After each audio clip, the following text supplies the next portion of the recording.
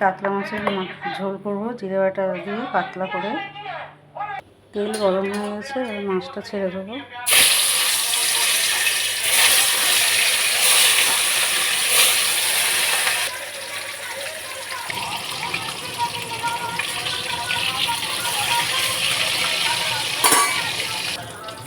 মাছ ভাজা হয়ে গেছে।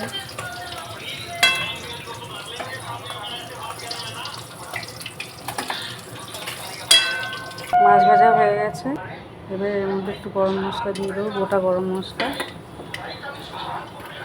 তারপরে একটু পেঁয়াজ দিয়েও করুন। পেঁয়াজটা ভাজা হয়ে গেছে, আদা জিরে বাটা টমেটো পেস্ট এর মধ্যে দিয়ে দিয়েছি। ভালো করে কষিয়ে নেব, একটু নুন দিয়ে দেবো, হলুদ সব দেওয়া হয়ে গেছে। তেল বেরিয়ে গেছে, এবার জল দিয়ে দেবো। ঝোল ফুটে গেছে, মাছ দিয়ে দেবো।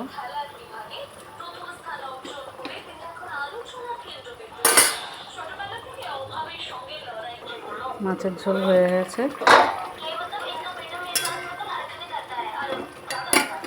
ধনে পাতা দিয়ে দেবো।